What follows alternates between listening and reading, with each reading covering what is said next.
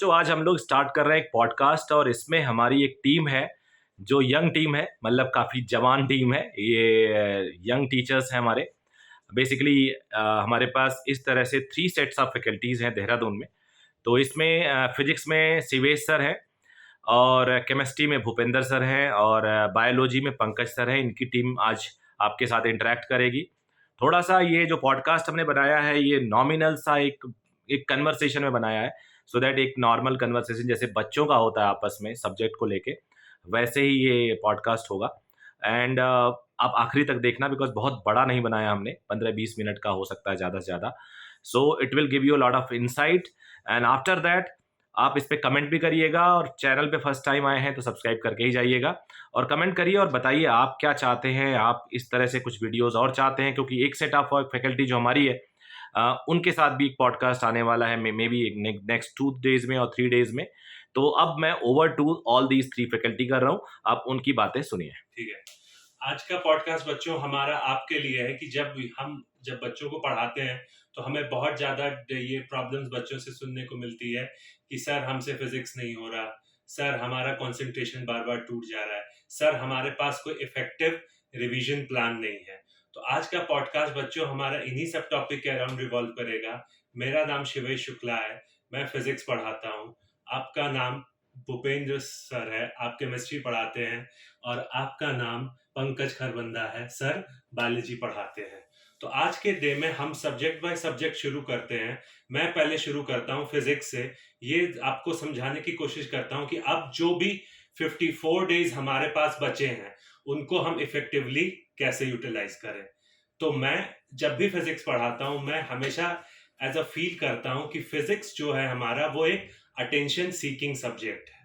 ठीक है, अगर आप उसको अटेंशन दोगे तो मैं आपको गारंटी से कह सकता हूं कि that you can score much better in biology, much better than biology and chemistry. ठीक है, इफेक्टिवली मैं इस पॉडकास्ट से पहले यही सब प्लान कर रहा था कि पेपर्स में क्या चेंजेस आए हैं। तो अगर मैं लास्ट 2 ईयर के पेपर्स की बात करूं तो questions have been very theoretical, very formula based. तो अगर मेरे बच्चों, अगर आप सिर्फ क्लास में जो पढ़ा है उसको उस 3 घंटे को आप इफेक्टिवली यूटिलाइज करो, फिर उनका घर पे जाकर न्यूमेरिकल सॉल्व करो और प्लीज अपने टीचर से मैक्सिमम जितना डाउट्स हो सकता है आप पूछो। आपको एक टारगेट करना है कि आज के दिन का डाउट कल नहीं जाना चाहिए। अगर इस तरीके से आप करके चलोगे तो आई एम प्रीटी 100% श्योर कि physics will not be a trouble for my dear students. चलिए अब नेक्स्ट केमिस्ट्री वाले भूपेंद्र सर से पूछते हैं कि उनके हिसाब से क्या इफेक्टिव स्टेप्स होने चाहिए for the upcoming 54 days.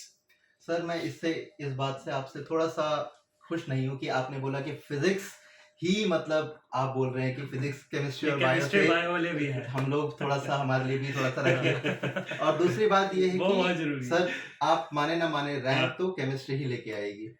Physics में बच्चा समझ के कर लेगा, बायो में बच्चा थोड़ा सा याद करके कर लेगा, लेकिन अगर केमिस्ट्री में देखिए आपको चीजें रटनी भी पड़ेंगी, बराबर याद भी करनी पड़ेंगी, एकदम सही, न्यूमेरिकल्स भी करने पड़ेंगे, एकदम सही। और सर एक्सेप्शंस को आप भूलिएगा नहीं। मतलब असली जानलेवा सब्जेक्ट आपका ही है, बिल्कुल। और बिना बायोलॉजी के और बच्चों अगर केमिस्ट्री की बात देखी जाए तो केमिस्ट्री बहुत ही प्यारा सब्जेक्ट है। अगर आप उसको बेसिक से उठा के चलते हैं, मतलब अगर आपको मोल कंसेप्ट अच्छे से आता है, एटॉमिक स्ट्रक्चर अच्छे से आता है, तो आपकी पूरी इनऑर्गेनिक समझ जाती है। और अगर आपको मोल कंसेप्ट के साथ साथ हल्का सा न्यूमेरिकल पे कमांड है तो फिजिकल यहाँ हो गई।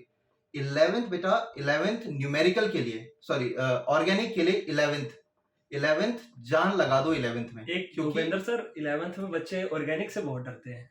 सर ऑर्गेनिक से डरने का ऐसा डरने का आप, मुझे पता है आप सभी डरते हो, ठीक है, ऑर्गेनिक से तो बहुत डरते हो, ये तो मैं भी मानता हूँ। सच बताऊं तो ऑर्गेनिक से मैं भी डरता था। हाँ। पर प्रॉब्लम ये है कि उसको ओवरकम करने का भी थोड़ा सा आप बताओ। 11th, वही मैं बोल रहा हूँ, 11th में अच्छे से करिए। 11th में अब आप सोचिए कि नाम आपको आते नहीं है पर रिएक्शंस आप कर लेंगे, तो 11th में बेसिकली नाम करिए जो IUPAC नॉमेनक्लेचर होता है। फिर उसके बाद जो मेन है बेटा, GOC, जनरल ऑर्गेनिक केमिस्ट्री। अगर आप जनरल ऑर्गेनिक केमिस्ट्री कर रहे हैं तो उसको जितना डिटेल में करेंगे 11th में, 12th में सिर्फ और सिर्फ रिएक्शंस आपको करनी पड़ेंगी। फिर अब जैसे 54 डेज का टाइम है, इधर जाता, राइट जाते जाते लेफ्ट चला जाता है। सर यही तो मेन प्रॉब्लम है।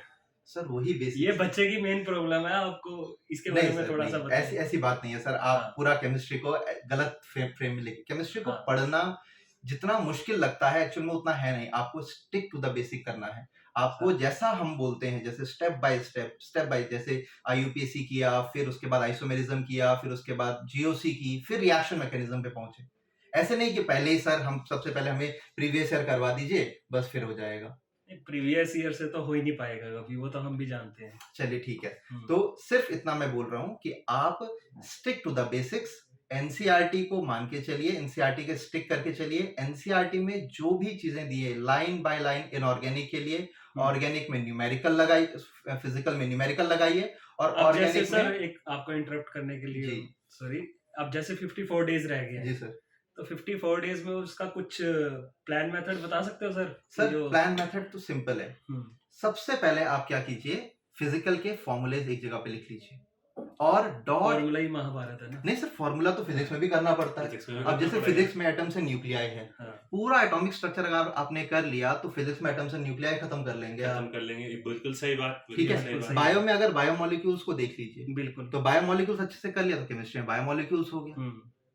सर आप बायो का बताइए कुछ, कि बायो को कैसे पढ़ा जाए। मतलब बायो जब मैं अपने टाइम पे, मेरी भी पीसीबी रही है, अपने टाइम पे पढ़ता था, बायो को एक साइड से मैं पढ़ना शुरू करता था और एक साइड से भूलना शुरू करता था। तो बायो को पढ़ने का सबसे ये जनरली हर सब्जेक्ट में होता है कि जैसे फिजिक्स भी कर रहे हैं हम, केमिस्ट्री भी कर रहे हैं, बायो भी कर रहे हैं। अब बायो में 2 सेक्शंस आते हैं, एक बॉटनी, एक जूलॉजी। बिल्कुल बिल्कुल, टोटल 100 क्वेश्चंस होते हैं, 90 हमें सोल्व करने हैं। बिल्कुल। अब आपको पता है कि भाई वहां से 45 करना है, वहां से 45 करने हैं।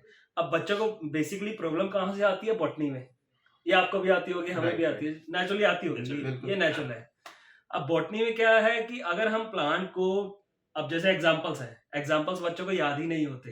ये होता है, हम एनसीईआरटी 10 बार पढ़ रहे हैं, 20 बार पढ़ रहे हैं, एग्जांपल याद नहीं हो रहे, वो बार बार भूल ही जा रहा है। बिल्कुल। तो उसका तो हम यही मेथड अप्लाई कर सकते हैं, एक बार तो हम राइट अप कर ले, राइट, ठीक है। अब राइट अप कर रहे हैं, हम नोट्स बना रहे हैं, ठीक है। एक तो मेथड वो हो गया। दूसरा, उसको अब जैसे मान लो मेरे घर की दीवारें हैं, ठीक है, मेरा कमरा है, मेरा अपना पर्सनल कमरा है, तो उसको तो लगना पड़ेगा उस एग्जांपल से या उस मेथड से, क्योंकि आते जाते किसी चीज को देखो ना, जैसे आप मान लो आप टीवी देख रहे हो, अब आते जाते किसी चीज को देखोगे तो आपको वो चीज बहुत जल्दी याद होगी। बराबर, सही बात। तो यही चीज मेरे माइंड में भी रहता है कि अगर आते जाते मैं उस एग्जांपल को देखूंगा, मेरी कहीं ना कहीं तो नजर पड़ेगी, सीधी सी बात है, आपकी पड़ती होगी। तो अगर मैं आते जाते नजर देखूंगा तो मुझे तो याद हो जाएगा। ये फॉर्मूलेज के लिए भी किया जा सकता है ना, कि फॉर्मूलेज को भी एक जगह पे लिख लिया जाए। और फॉर्मूलेज जैसे मान लो वेव्स के फॉर्मूले हैं, एक जगह पे लिख लिया, या मेरे केमिकल, बल्कि इस मेथड से जल्दी याद हो जाएगा। बिल्कुल। बल्कि बच्चों अगर आप पेपर को एनालाइज करोगे 21, 22, एक जैसे 23, एक सर मैं आपको इंटरप्शन के लिए थोड़ा चाहूंगा। अब जैसे फिजिक्स का एक भूत बना रखा है, बिल्कुल नीट वालों ने तो बिल्कुल भूत बना रखा है कि ये फिजिक्स जो है एक भूत है। तो इस भूत से कैसे मतलब काबू पाया जाए इस भूत? ठीक है, ये जो भूत है, इसको भूत भगाने का सिंपल सा तरीका है कि हम कोई तंत्र मंत्र नहीं सर, सब अपनी मेहनत है। जो भी बच्चा हमारी मेहनत किया है फिजिक्स को, जैसे मैंने आप शुरुआत में आपको बता दिया, फिजिक्स एक अटेंशन सीकिंग सब्जेक्ट है, ठीक है। अगर आप उसको रोज रोज अटेंशन दोगे तो आपको कभी प्रॉब्लम नहीं करेगा। मेजर हमारा, मैंने बच्चों को पढ़ाते हुए एक चीज ये देखा है कि मोशन इन 1 डायमेंशन 2 डायमेंशन के क्वेश्चन तो बच्चे बहुत मन से करते हैं, लेकिन जब एंड ऑफ द चैप्टर्स पे आते हैं, एसएचएम और वेव्स पे आते हैं, तो उनका जो कंसंट्रेशन है वो खत्म हो चुका है, या उनका मोराल जो होता है वो डाउन हो जाता है। बस यहीं पर आप गलत कर जाते हो। एक चीज सर, एक चीज जो लास्ट चैप्टर्स है, करना चाहूंगा, जैसे अब मोराल डाउन हो जाता है, आप कह रहे हो, ठीक है। अब पढ़ते पढ़ते कई बार आप ले लो, मैं ले ले, कोई भी ले ले, पढ़ते पढ़ते हम बोर हो जाते हैं। बराबर। तो हम उससे कैसे वो कर पाए? हाँ ठीक है, उससे भी उभरना है ना, बात कर रहा हूँ। तो आप ये भी जो भी उससे कैसे उभर रहे हैं? चैप्टर्स जो होते हैं, अगर उन क्वेश्चंस को आप एनालाइज करोगे तो my dear students, those questions were easier than the first 2 chapters, क्योंकि फर्स्ट 2 चैप्टर्स सारे बच्चे अच्छे से करते हैं, सबको कॉन्फिडेंस रहता है, क्वेश्चंस भी उसी तरीके से एक हायर लेवल पे फ्रेम किए जाते हैं। लेकिन जहां आप बात करते हैं एसएचएम और वेव्स की, वहां पे अगर आप क्वेश्चन पेपर उठा के देखो, एकदम सिंपल फॉर्मूला बेस्ड क्वेश्चंस आए हैं, ठीक है। अब रही पंकज सर की बात कि हमारा अटेंशन स्पैन जो है वो कम होता जा रहा है। कोई नहीं, अटेंशन स्पैन जो है वो एक दिन का खेल नहीं है। हम क्या करेंगे, डिवाइड एंड कॉन्कर के पद्धति पर चलेंगे, ठीक है। हम फर्स्ट डे 50 मिनट्स हमें बैठना ही बैठना है कुर्सी पर, ठीक है। 50 मिनट्स पढ़ेंगे, फिर 10 मिनट्स का ब्रेक लेंगे। नहीं, कुर्सी चिपकेगी मेरे भाई। आपका सपना इतना बड़ा होना चाहिए कि कुर्सी पे आप बैठो, ठीक है। सपने वो नहीं जो रातों में आते हैं, सपने वो होते हैं जो रातों की नींद उड़ाते हैं। तो मेरे बच्चों, आपके साथ आपके पेरेंट्स की भी सपने जुड़े हुए हैं। आपको मेहनत करना है, सबसे पहले अपने लिए, फिर अपने उन पेरेंट्स के लिए जिनके साथ आपकी सपने जुड़े हैं। आप अच्छा करोगे, आपके पेरेंट्स की भी मनोकामना पूर्ण होती रहेगी। और सर मतलब जैसे चलो फिजिक्स आपने कर लिया, फिजिक्स में आपने कि न्यूमेरिकल आपने कर लिए, थोड़ा सा माइंड डाइवर्ट करने के लिए आपने क्या किया कि थोड़ा थ्योरी पढ़ ली, बराबर। लेकिन अब प्रॉब्लम ये आती है कि फिजिक्स में जैसे आप न्यूमेरिकल लगा रहे हैं, बराबर, जब तक न्यूमेरिकल लग रहे हैं तब तक तो ठीक है, लेकिन जैसे मजा आ रहा है न्यूमेरिकल अटक गया, एक न्यूमेरिकल अटका, चलो कोई बात नहीं, उसको साइड किया, दूसरा न्यूमेरिकल अटक गया, तीसरा अटक गया, उसके बाद क्या हुआ, उसके बाद फिजिक्स की कॉपी हो जाती है उसको नींद आने लग जाती है भाई। तो फिर ऐसा क्या किया जाए कि फिजिक्स में न्यूमेरिकल आपसे अटके कम, और अगर अटके तो उससे आपको कैसे आगे बढ़ना। ठीक है, सबसे पहली बात कि जब भी आप 3 घंटा क्लास में बैठिए बच्चों, please stay away from all that distraction, ठीक है। आया समझ में? अगर उस 3 घंटा आप तबीयत से समझ लोगे कॉन्सेप्ट, तो नेक्स्ट हिंड्रेंस कहां आएगी फिजिक्स के क्वेश्चंस में? लैंग्वेज। फिजिक्स के क्वेश्चन को अगर आप समझ ले रहे हो तो 50% of the problem is solved, ठीक है। एक बार नहीं समझ में आ रहा, 2 बार पढ़ो, 2 बार नहीं समझ में आ रहा, 3 बार पढ़ो, तीसरी बार भी नहीं समझ में आ रहा, तब आपके लिए वो चिंता का विषय है। हमें पता है फिजिक्स किसी को एक दिन में नहीं आ सकती, ठीक है। तो इसीलिए हम चाहते हैं क्या आपसे कि आप अपना अटेंशन स्पैन बढ़ाओ, आप क्वेश्चंस को अच्छे से समझो, फिर उसके बाद फिर आप अटेम्प्ट करो। अब देखो, अब यहां भी हो सकता है कि आपसे क्वेश्चन नहीं होगा, ठीक है, हम मानते हैं आपसे क्वेश्चन नहीं होगा। जहां से चाहूंगा, एक जैसे 54 डेज का ही टाइम है हमारे पास। अब 54 डेज में वो कहेगा सर आप ये भी कह रहे हो, वो भी कह रहे हो, सब कुछ एक खिचड़ी बन गई, ठीक है। अब खिचड़ी हर किसी को पसंद नहीं है ना, खिचड़ी हर किसी को पसंद नहीं है, तो थोड़ा तो इसमें सबसे ज्यादा बेटर क्या होगा कि हम जो प्रीवियस 2 इयर्स के क्वेश्चंस हैं, क्योंकि अगर 21, 22, 23 या 3 इयर्स के मान लीजिए, तो ये जो 3 इयर्स के क्वेश्चन हैं और इसके पहले के जो क्वेश्चंस हैं, इनमें थोड़ा सा जमीन आसमान का अंतर है। तो सबसे पहला हमारा अप्रोच क्या होना चाहिए कि 23, 22 और 21 इन 3 साल के क्वेश्चंस हम लगा लें। अब नोट्स उठाकर पढ़ने का टाइम चला गया है। अब टाइम है अपना हथियार पकड़ो और युद्ध स्तर पे उतर जा, युद्ध स्थल में उतर जाओ, एकदम लड़ाई करनी पड़ेगी। जो सब्जेक्ट आपको सबसे कम समझ में आ रहा है उससे ज्यादा लड़ना पड़ेगा, और जो सब्जेक्ट आपको सबसे ज्यादा समझ में आ रहा है उससे थोड़ा थोड़ा टाइम बचा के इफेक्टिव यूटिलाइजेशन ऑफ टाइम करना पड़ेगा। जो सब्जेक्ट आपको ज्यादा समझ में आ रहा है उसको आप दोपहर के टाइम में पढ़ लीजिए, जो कम समझ में आ रहा है उसको सुबह उठ के पढ़िए, क्योंकि सुबह के टाइम कहा जाता है कि ब्रह्म मुहूर्त में हमारे जो दिमाग होता है वो ज्यादा अच्छा चलता है। ये अच्छी बात कही कि चलो फिजिक्स का भूत तो चलो रात में भाग जाएगा।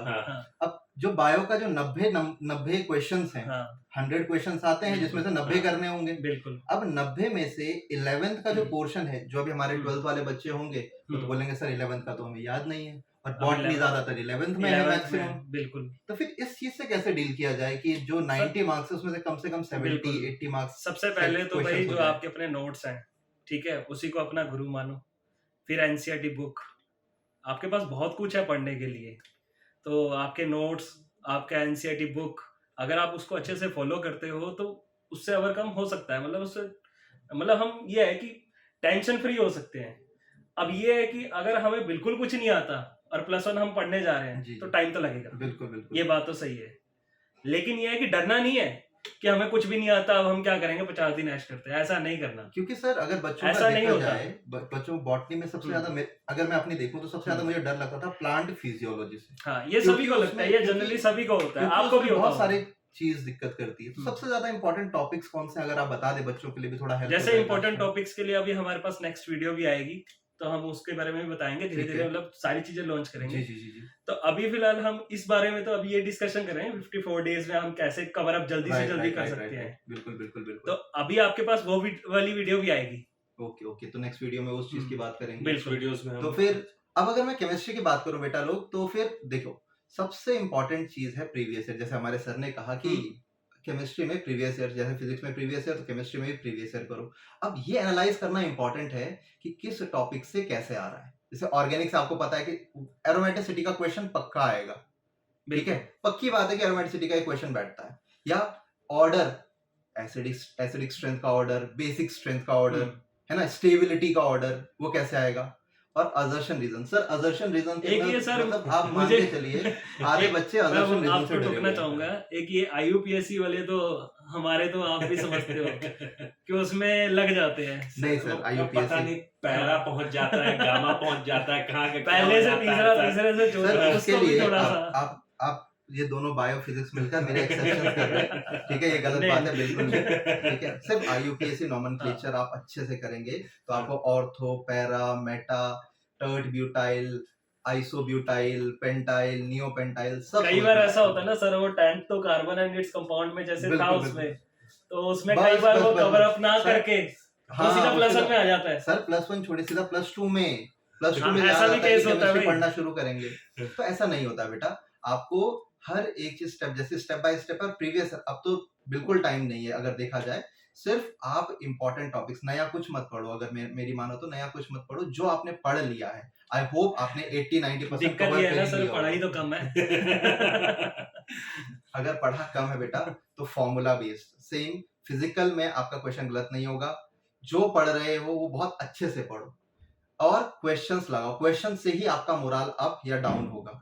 और टेस्ट सीरीज सबसे ज्यादा इंपॉर्टेंट है, हमारी भी टेस्ट सीरीज चल रही हैं, तो उनमें जितना आप टेस्ट सीरीज दोगे आपके मार्क्स 100+ 200+ हो जाएगा। और ये मैं गारंटी देता हूँ, एविरल की लोगे तो पक्का होगा भाई। अरे सर वो तो अब स्टार्टिंग से अगर लेते ये तो ज्यादा बढ़िया था, है ना, क्योंकि हम एनसीईआरटी बेस बना रहे हैं ना। अभी भी हमारे पास 54 डेज हैं। 54 डेज मतलब अगर आप हर 2 दिन में एक टेस्ट सीरीज देते हो या टॉपिक वाइज टेस्ट सीरीज देते हो तो आपके काफी ज्यादा इंपॉर्टेंट टॉपिक्स, और सर मान के चलिए क्वेश्चंस आप जितना करेंगे कंसेप्ट उतने ही ज्यादा क्लियर होंगे। बराबर। और जितने ज्यादा कंसेप्ट्स क्लियर होंगे क्वेश्चंस गलत होने के चांसेस। अब गलत होने से बात आती है सर नेगेटिव मार्किंग पे कैसे कंट्रोल किया जाए। ये सबसे बहुत जरूरी है, क्योंकि बॉटनी, जूलॉजी, बिल्कुल, फिजिक्स, केमिस्ट्री, इसमें नेगेटिव मार्किंग पे बहुत इम्पैक्ट पड़ता है। अटेम्प्ट करके आता है पूरे 180 में से आपके पूरे बाहर निकलेगा सर मेरे 180 में से 180 मैंने अटेम्प्ट कर दिया। देखिए अब देखिए, अगर आप तुक्का मार रहे हैं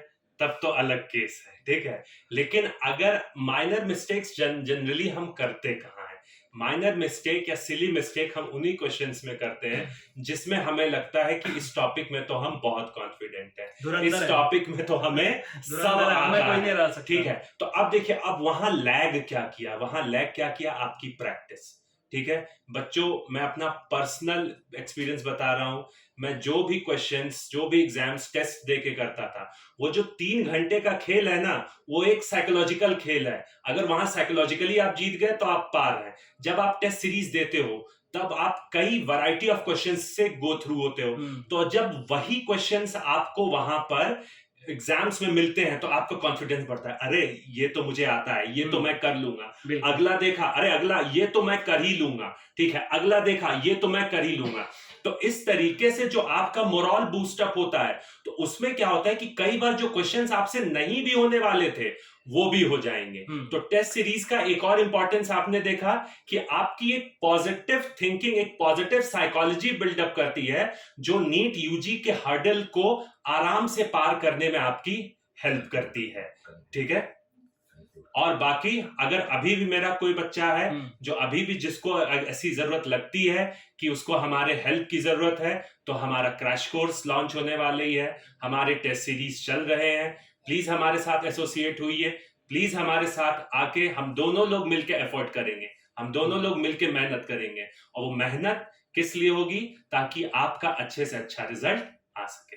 बाकी नेक्स्ट वीडियो में आपको और बहुत सारी नई चीजें पता चलेंगी। बहुत सारी वीडियोस को, ऐसे ही वीडियोस, इंफॉर्मेटिव वीडियोस को लेने के लिए, या आपको कोई भी दिक्कत होती है वो प्रॉब्लम को कंक्लूड करने के लिए आप हमारे जो हेल्पलाइन चैनल्स हैं उनसे बात करिए, हमारे मेंटर से बात करिए, हमारे जो कोचिंग के डायरेक्टर हैं मिश्रा सर, उनसे बात करिए। जो भी प्रॉब्लम हो आप उस चीज को कंक्लूड करिए, खत्म करिए। बस प्रॉब्लम ये है, सिलेक्शन आपका होना है, तो मेहनत भी आपको ही करनी पड़ेगी। That's all from our side. ठीक है, जय हिंद साथियों। तो थैंक यू। आई थिंक काफ़ी अच्छा ये पूरा सेशन रहा और तीनों टीचर ने आपको इनसाइट दी और मुझे लगता है कि आपने थॉरो एंजॉय किया होगा।